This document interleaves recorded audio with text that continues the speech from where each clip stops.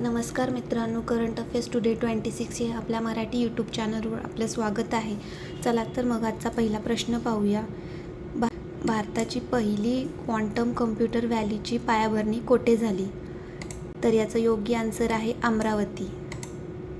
अलीकडे आंध्र प्रदेशचे मुख्यमंत्री चंद्रबाबू नायडू यांनी केंद्रीय मंत्री जितेंद्र सिंग यांनी 7 फेब्रुवारी 2026 रोजी आंध्र प्रदेशातील अमरावती येथे भारताच्या पहिल्या क्वांटम कम्प्युटर व्हॅलीची पायाभरणी केली. क्वांटम कम्प्युटर व्हॅली म्हणजे काय नक्की? तर क्वांटम कम्प्युटर व्हॅली ही एक विशेष विकसित करण्यात येणारी जागा किंवा हब आहे, जिथे भविष्यातील अत्याधुनिक तंत्रज्ञान असलेल्या क्वांटम कम्प्युटिंग क्षेत्राशी संबंधित संशोधन स्टार्टअप्स आणि विविध कंपन्या एकत्रितपणे काम करतील. जशी सिलिकॉन व्हॅली सॉफ्टवेअर आणि IT साठी ओळखली जाते, तशीच ही व्हॅली आहे. अतिशय वेगवान आणि शक्तिशाली क्वांटम कम्प्युटर विकसित करण्यासाठी उभारली जात आहे. यामागचं उद्दिष्ट काय आहे? तर सामान्य संगणकापेक्षा लाखोपट वेगवान असलेल्या क्वांटम तंत्रज्ञानामध्ये भारताला आत्मनिर्भर बनवणे आणि भारताला एक नवे ग्लोबल क्वांटम हब म्हणून उभे करणे. यामध्ये काय काय होणार आहे? तर क्वांटम कॉम्प्युटर व्हॅलीमध्ये नवीन क्वांटम तंत्रज्ञानावर संशोधन, सुपरफास्ट चिप्सचा विकास, अतिशय सुरक्षित संवाद प्रणाली जसे की हॅक न होणारा डेटा, यावर सखोल अभ्यास आणि संशोधन केले जाईल. काही पहिल्या रिलेटेड महत्त्वाचे प्रश्न बनतील ते जे आपण रिवाईज करूया. डेन्मार्क पारंपरिक टपाल सेवा बंद करणारा जगातील पहिला देश बनला आहे. आसाम हे 8वा राज्य वेतन आयोग स्थापन करणारे भारताचे पहिले राज्य ठरले आहे.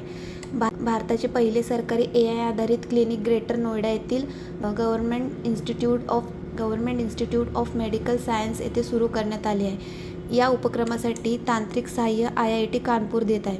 भारताचे पहिले 3D printed automatic weather station Delhi येथे स्थापित करण्यात आले आहे. हे weather station Indian Institute of Tropical Meteorology Pune यांनी तयार केलेले आहे. तर केरळ राज्यातील वायनाड जिल्ह्यातील कल्पेट्टा येथे भारताचा पहिला पूर्णतः कागदविरहित जिल्हा न्यायालयाचे उद्घाटन करण्यात आलेले आहे. डीप फेक स्टार्टअप धोरण सुरू करणारे भारताचे नवीन राज्य तमिळनाडू आहे. आणि राष्ट्रीय कोरल रीफ संशोधन केंद्र अंदमान निकोबार द्वीपसमूहातील चिडिया टापू येथे उभारण्यात येणार आहे. आणि हे केंद्र भारताचे पहिले कोरल रीफ संशोधन संस्थान असेल, जे प्रवाळ भिंतींचे संशोधन, निरीक्षण आणि संरक्षण यासाठी कार्य करेल. बांगलादेश हा संयुक्त राष्ट्र जल परिषदेत सहभागी होणारा दक्षिण आशियातील पहिला देश बनला आहे. तर हे महत्त्वाचे पॉईंट्स आहेत, लक्षात ठेवा. पुढील प्रश्न पाहूया.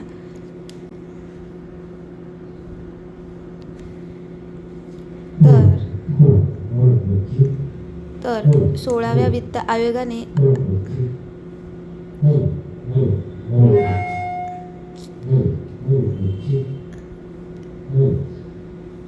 तर 16व्या वित्त आयोगाचे अध्यक्ष कोण आहेत?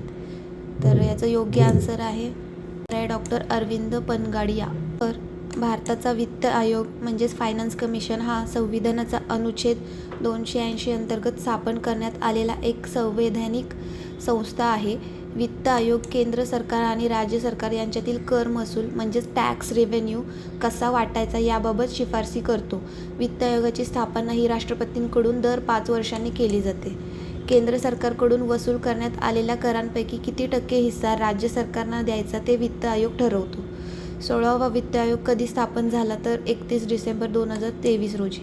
आणि वित्त आयोगाचे अध्यक्ष कोण आहेत? तर अरविंद पनगडिया. आणि ते नीती आयोगाचे माजी उपाध्यक्ष देखील होते. 2026 ते 27 ते 23 ते 31 या कालावधीत केंद्र आणि राज्यामधील करांचा वाटपांबाबत शिफारसी करतो. आणि अहवाल कोणाला सादर केला जातो? तर राष्ट्रपतींना. तर त्यामध्ये सदस्य किती असते? तर 5 असते. तसेच या अहवालातील काही महत्त्वाचे मुद्दे जाणून घ्या. केंद्र आणि राज्यातील कराराचे व्हर्टिकल बंटवारे म्हणजेच व्हर्टिकल डिव्हॅल्युशन ऊर्ध्वाधर हस्तांतरण 41% हा कायम ठेवण्यात आलेला आहे. आणि जे 15व्या वित्त आयोगासारखेच आहे. 5% डिजिटल पूल म्हणजे काय? तर कर महसुलाचे वाटप म्हणजेच ग्रॉस टॅक्स रेव्हेन्यू, सकल कर महसूल म्हणजेच मराठीत बोलाल तर सकल कर महसूल यांच्या आधारे केले जाईल. यामध्ये टॅक्स कलेक्शन कॉस्ट केस आणि सरचार्जेस यांचा समावेश केला जाणार नाही. राज्यांना मिळणारे हे 41% वाटप 6 घटकांवर अवलंबून आहेत आणि या घटकांमध्ये बदल करण्यात आलेला आहे. तर हे महत्त्वाचे पॉईंट्स आहेत, लक्षात ठेवा. पुढील प्रश्न पाहूया.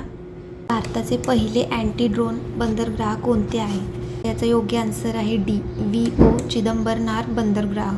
VO चिदंबरनार बंदरगाह हे प्रगत ड्रोनरोधी सुरक्षा प्रणाली तैनात करणारे भारताचे पहिले बंदरगाह बनले आहे. ही प्रणाली रडार आणि रेडिओ फ्रिक्वेन्सी तंत्रज्ञानाचा वापर करून अनधिकृत ड्रोन शोधणे, त्यांच्यावर नजर ठेवणे आणि त्यांना जॅम करणे हे यांचे काम आहे. त्यामुळे किनारी सुरक्षेमध्ये वाढ होणार आहे आणि या प्रणालीची रेंज 5 किलोमीटर असेल. म्हणजेच या बंदरगाहाच्या आजूबाजूच्या 5 किमी परिसरात कोणताही ड्रोन परवानगीशिवाय प्रवेश करू शकणार नाही. VO चिदंबरनार बंदरगाह कोठे आहे? तर तामिळनाडू राज्यातील थुथुकुडी येथे आहे. भारताचा एकमेव प्रमुख नदी तटीय बंदरगाह म्हणजे कोलकाता बंदरगाह, जो आता अधिकृतपणे श्यामाप्रसाद मुखर्जी बंदरगाह या नावाने ओळखला जातो.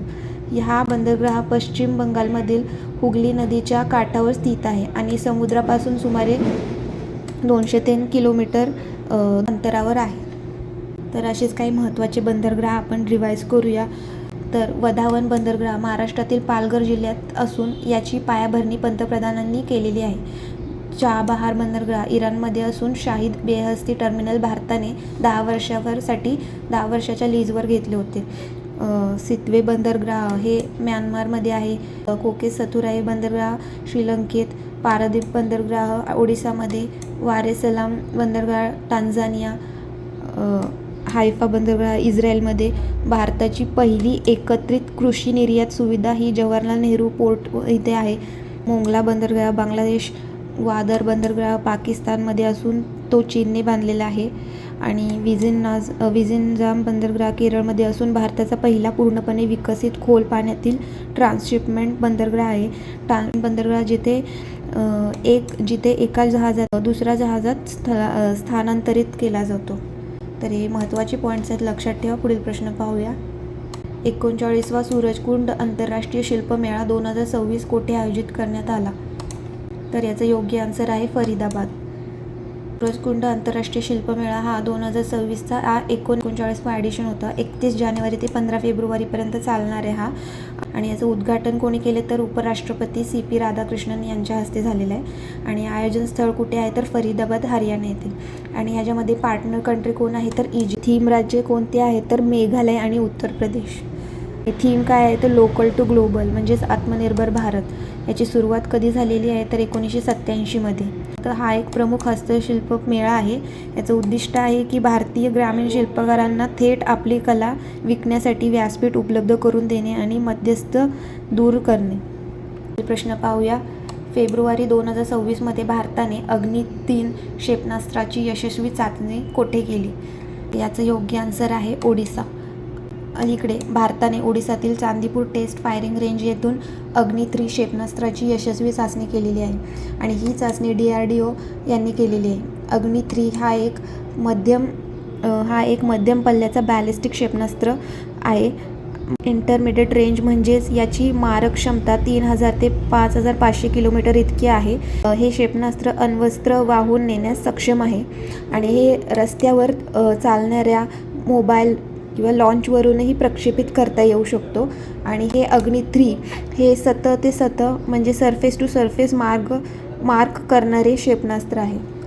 तर हे पॉईंट लक्षात ठेवा. पुढील प्रश्न पाहूया. तर भारताचे पहिले ब्रँडेड रुपे क्रेडिट कार्ड कोणत्या RRBने सुरू केले? तर याचा योग्य आन्सर आहे त्रिपुरा ग्रामीण बँक. त्रिपुरा ग्रामीण बँकने भारताचे पहिले को branded RuPay credit card launch केले आहे.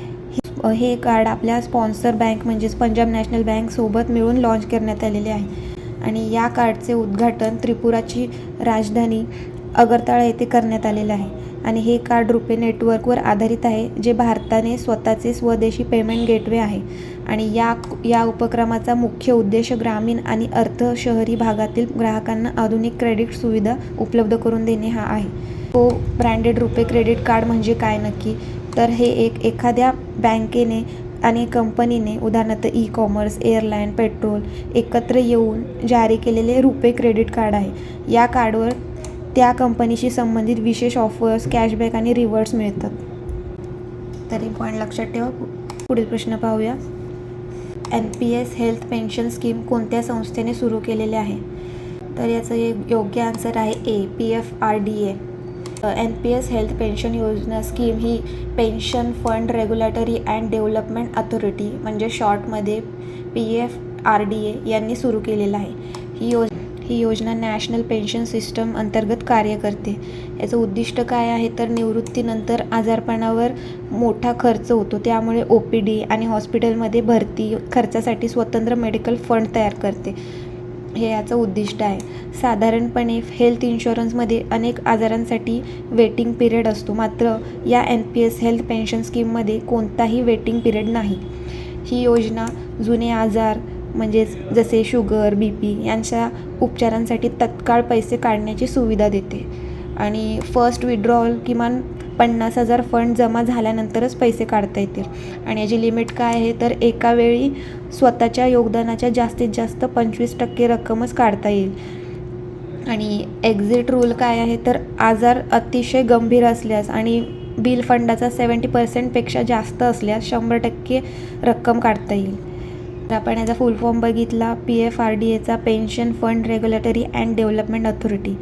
हे काम काय करते तर भारतातील पेन्शन सेक्टरचे नियमन करणे आणि NPS सारख्या योजनांतील लोकांच्या जमापुंजी सुरक्षित ठेवणे. हे स्थापनाही 10 ऑक्टोबरला झाली. काही महत्त्वाची योजना आपण रिवाईज करूया. तर केंद्र सरकारने 80 वर्षापेक्षा जास्त वयाच्या वरिष्ठ नागरिकांसाठी अतिरिक्त पेन्शनची घोषणा केली आहे. नवीन पेन्शन योजनेचे नाव काय आहे? PS unified pension scheme.